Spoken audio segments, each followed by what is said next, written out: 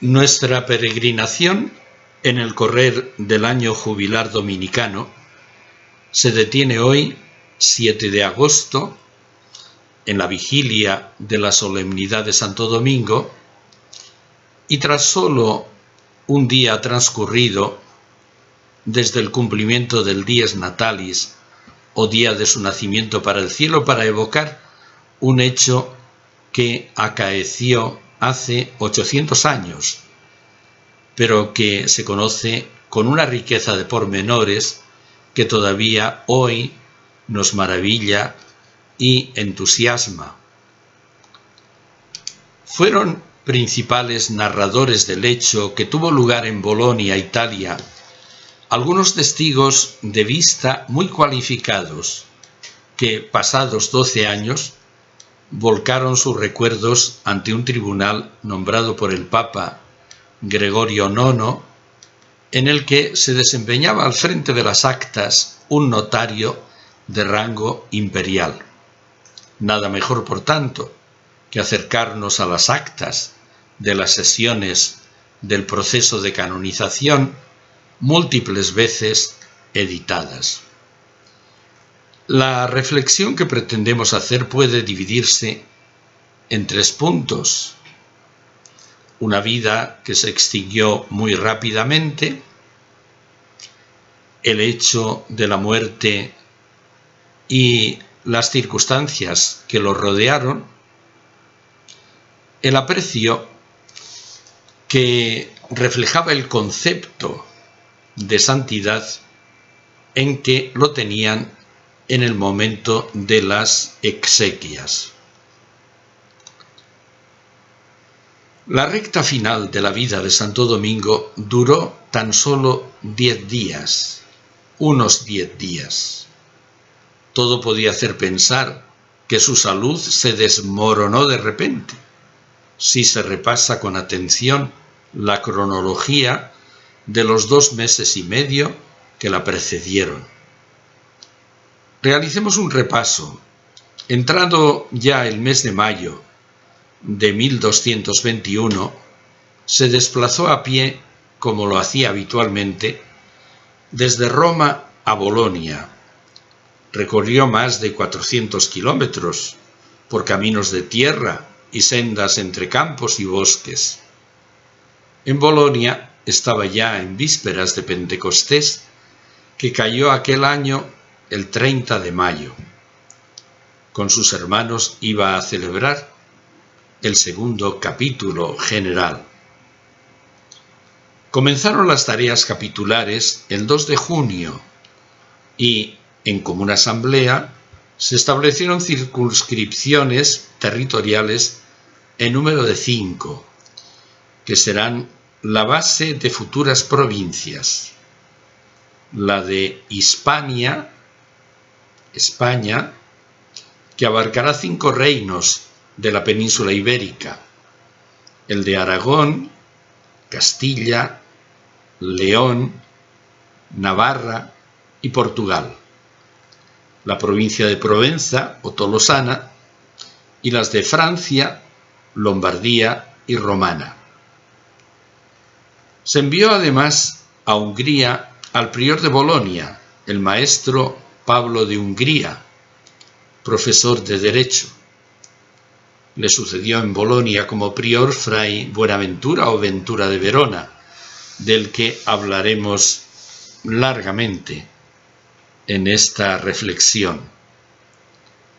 A fray Salomón de Aarhus, con varios frailes alemanes, los enviaron a Dinamarca.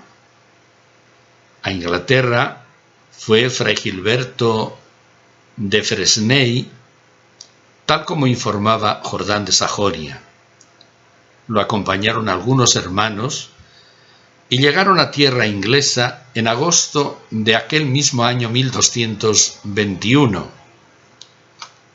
Fundaron enseguida en la ciudad de Oxford, que poseía una de las grandes universidades desde comienzos del siglo XIII. Se estudiaba en ella sobre todo filosofía y teología. Su modelo de enseñanza era el de la Universidad de París. El capítulo encargó también a Fray Jacek de Opole, San Jacinto de Polonia, que se dirigiese a fundar a Polonia, a su nación, a su país. Enviaron igualmente fundadores a Alemania y a Grecia. Jordán transmitió el siguiente informe relativo a la reunión de Bolonia. En el año del Señor 1221, en el capítulo general de Bolonia, les pareció bien imponerme el cargo de primer prior provincial de la provincia de Lombardía, cuando llevaba un año en la orden y todavía no había echado raíces suficientemente hondas para presidir y gobernar a otros, sin haber aprendido antes a gobernar mi propia imperfección. También en este capítulo se envió a Inglaterra una comunidad de frailes con Fray Gilberto como prior, pero en este capítulo no estuve presente. El provincial de España fue Fray Suero Gómez, fundador del convento de frailes en Madrid. Provincial de Tolosa o de Provenza fue Fray Bertrán de Garriga. De la provincia de Francia parece que fue Fray Mateo de Francia, de la romana Fray Juan o Santiago de Piacenza. La actividad de domingo fue muy intensa y eficaz en el capítulo. Además, el 7 de junio compró un terreno a Pedro Lovello, el abuelo de la beata Diana de Andaló, propiedad que permitirá agrandar el huerto del convento de San Nicolás de las Viñas de Bolonia. Apenas terminado el capítulo, salió Fray Domingo con Pablo de Venecia a predicar en la marca de Treviso, que estaba integrada en la región del Véneto. Treviso está situada un poco al norte de Venecia y se cuentan hoy con los modernos trazados de autopistas 170 kilómetros entre Bolonia y Treviso. Santo Domingo visitó en Venecia al cardenal Ugolino, que desarrollaba una legación pontificia y además imperial por la región destinada a preparar una cruzada, defender los derechos y libertades de la Iglesia, establecer la paz entre las ciudades, actuar contra la herejía y hacer que se cumplieran los cánones del Cuarto Concilio de Letrán de 1215, al que asistió junto con el obispo de Tolosa, Fray Domingo, en el mes de noviembre de este año 1215. Poco más de un mes durará la misión predicadora en tierras del Véneto. A finales de julio de este año 1221 se vio obligado a desandar el camino. Fray Domingo llegó a Bolonia exhausto, tal como refieren los testigos de vista. En concreto, Fray Ventura de Verona, que era el prior, y Fray Rodolfo de Faenza, que era el ecónomo. El primero, el prior del convento de San Nicolás, dirá que lo encontró muy cansado, pero a pesar de la fatiga conversó durante gran parte de la noche con él, que llevaba más de un mes en el encargo de prior. En la conversación tomó también parte Fray Rodolfo de Faenza, el mencionado ecónomo. trataron de la situación de la orden consiguiente al mencionado capítulo general. Aunque el prior conventual le rogó que se fuera a descansar y que no se levantara por la noche a maitines, no accedió a la sugerencia y se fue a la iglesia a orar. Asistió efectivamente a maitines, pero después comunicó al prior que le dolía la cabeza. Este dolor de cabeza era un claro síntoma de la enfermedad que lo afligía. Desde entonces comenzó a debilitarse a ojos vista. Postrado por la enfermedad, no quiso acostarse en un lecho, sino sobre un jergón. En tal estado, halló tiempo y fuerzas para consolar a los novicios y exhortar a todos al bien.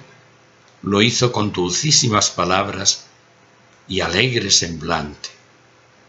Hizo además una confesión general en medio de los hermanos, muchos de ellos sacerdotes.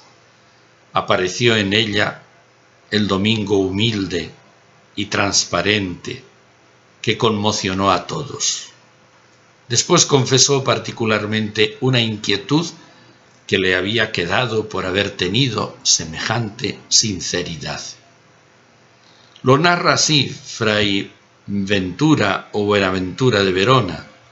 Durante la enfermedad de la que voló al Señor, escuchó la confesión general de todos sus actos, estando presentes y escuchándola muchos sacerdotes, y cree que nunca pecó mortalmente. Alberga igualmente la convicción de que fue siempre virgen, y esto lo cree por la mencionada confesión general que le oyó.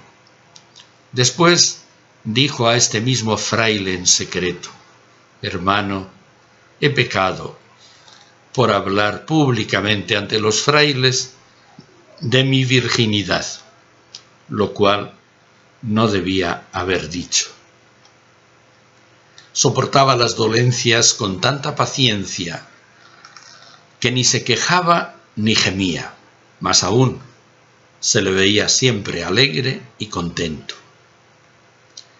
Fray Rodolfo de Faenza recordaba la preocupación de los hermanos por el enfermo. Estaban a su lado y lloraban, pero él les pedía que no lloraran, porque les sería más útil desde el lugar a donde iba, es decir, desde el cielo. En busca de algún alivio por el calor que se experimentaba en el convento de San Nicolás, lo trasladaron entonces al monasterio de la Madonna del Monte o de Santa María del Monte, sobre la colina llamada de l'Osservanza, con iglesia circular de estilo románico de 10 metros de diámetro y 19 arcos en el muro decorados con pinturas de la Virgen y de apóstoles. Al frente de la iglesia había un rector que expresó su resolución de preparar allí sepultura para Santo Domingo.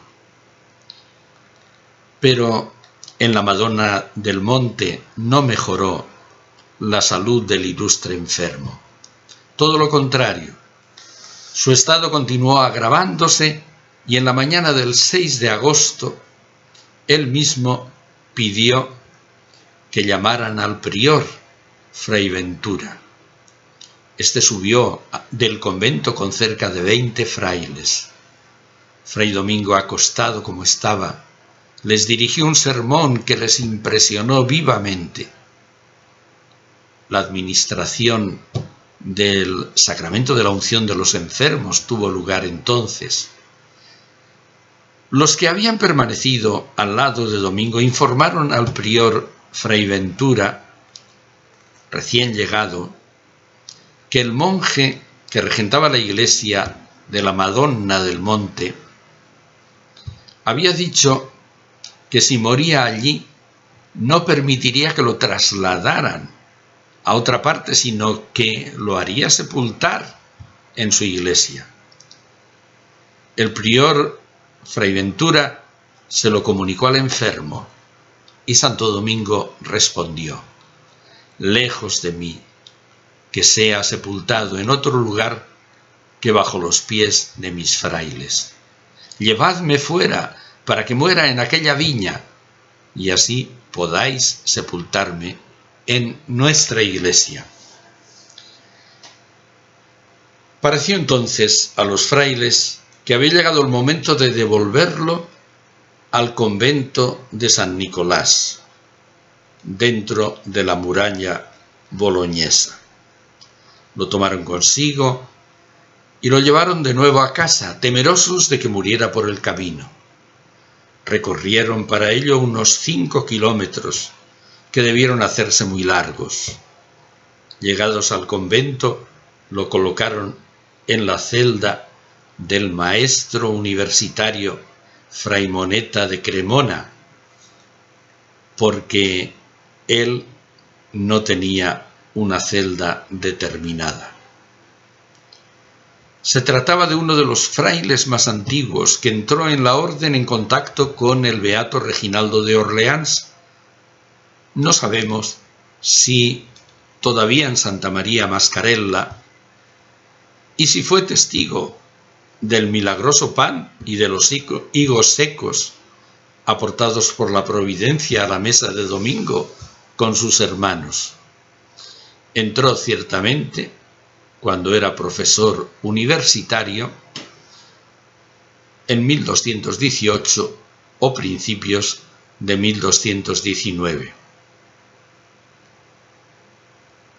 De el maestro de Cremona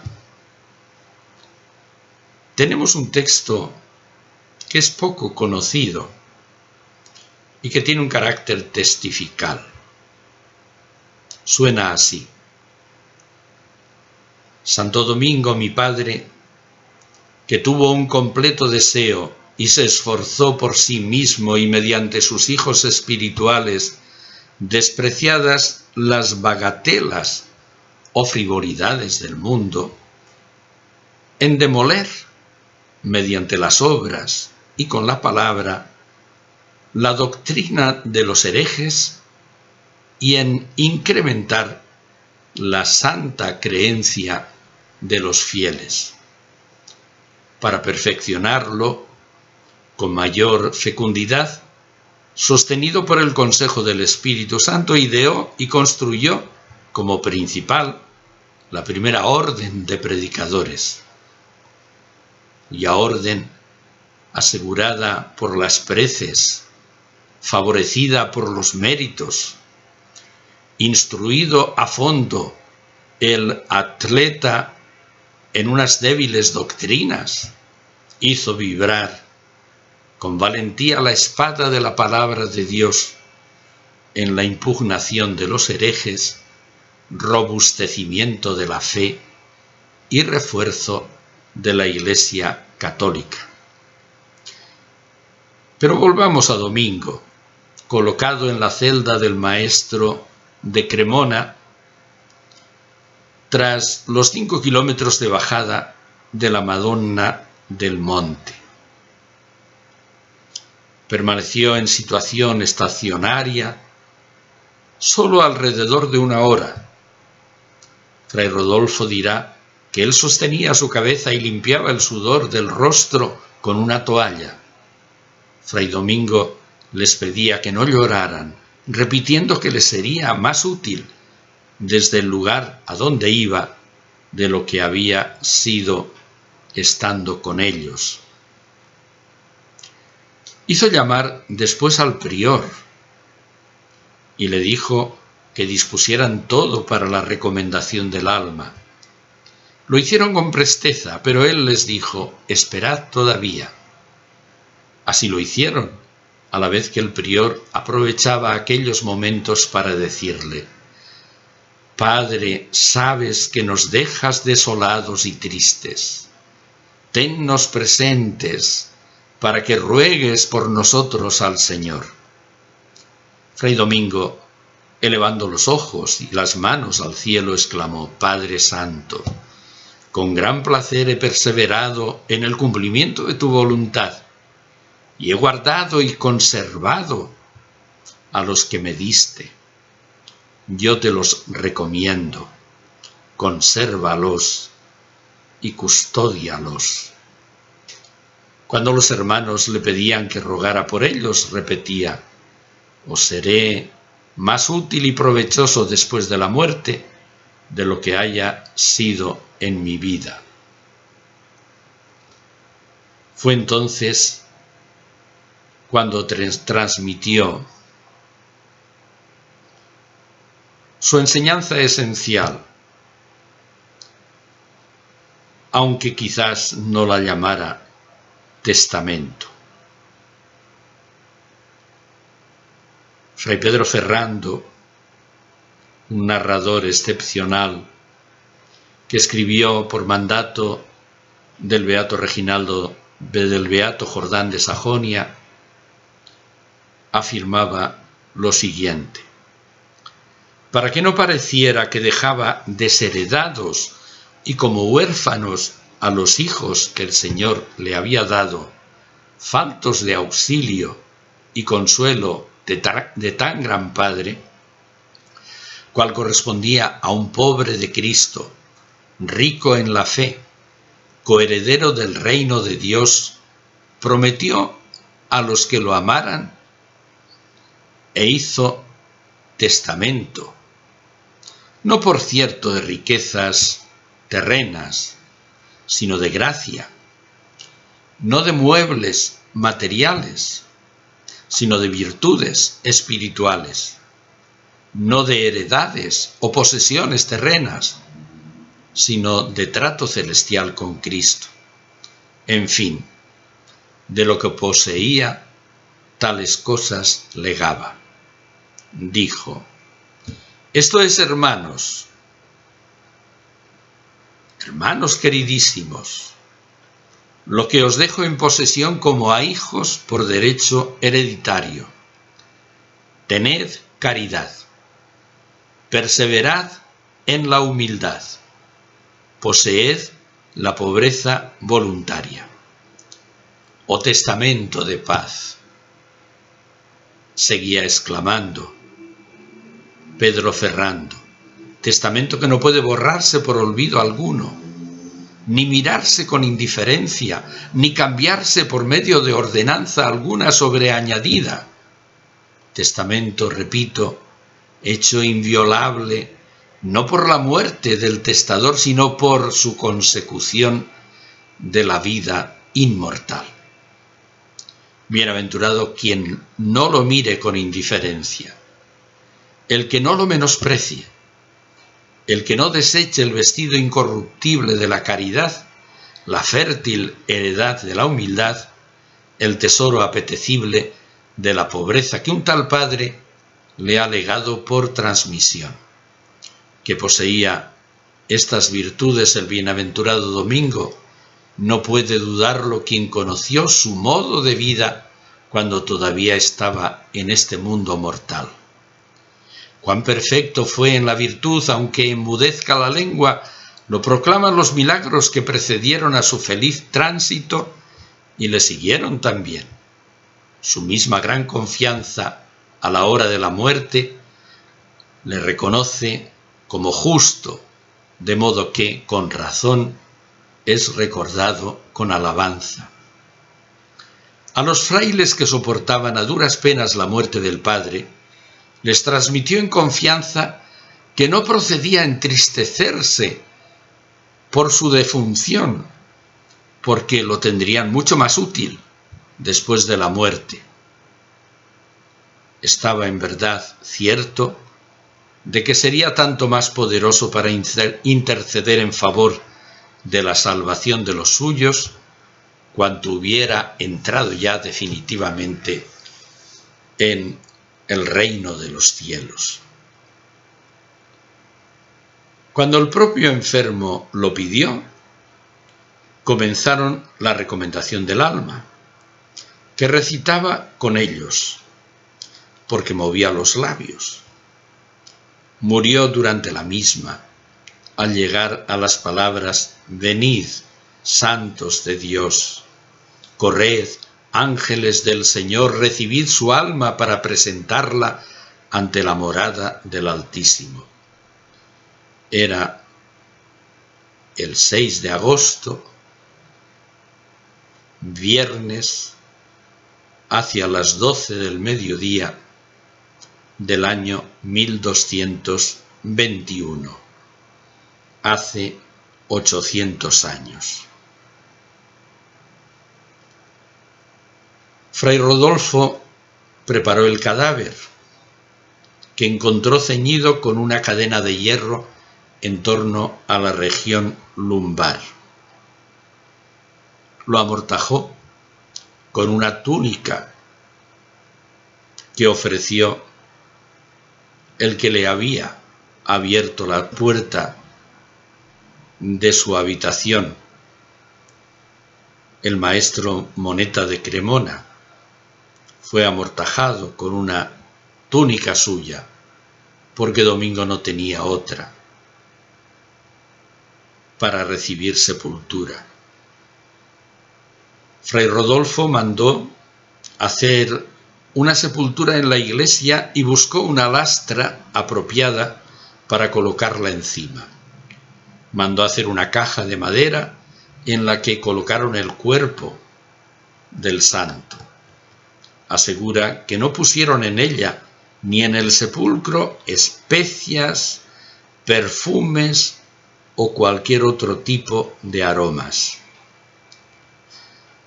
El cardenal Ugolino había llegado a la ciudad, y lo mismo el patriarca de Aquileia y otros muchos obispos y prelados.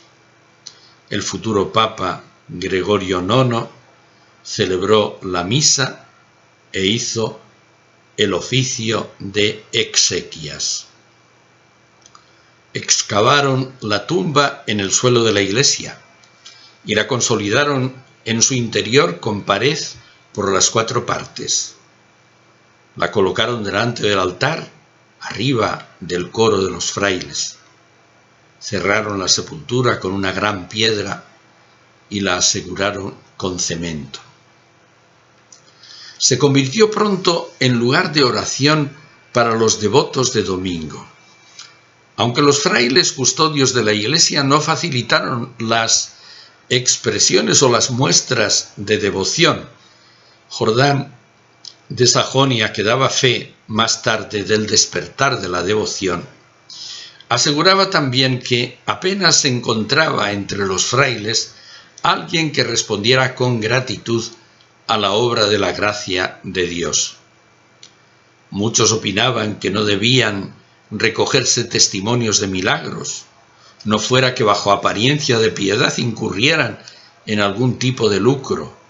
Así, manteniéndose en su propia opinión y buscando una perfección desacertada, descuidaron atender el común provecho de la Iglesia y sepultaron la manifestación de la gloria de Dios, escribía Jordán. Por su parte, el mencionado prior, Fray Buenaventura de Verona, escribió, o mejor, testimonió ante el tribunal lo siguiente: que en el mismo año en que murió Fray Domingo, en el invierno siguiente, hacia el mes de diciembre, mes de enero, mes de febrero, se percibía un olor fuerte en la iglesia en que lo habían sepultado.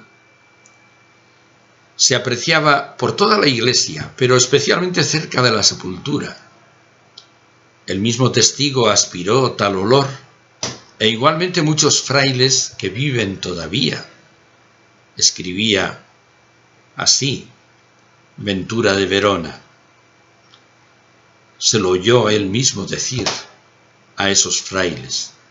Duró muchos días, pero ignoraban qué clase de perfume, de olor fuera,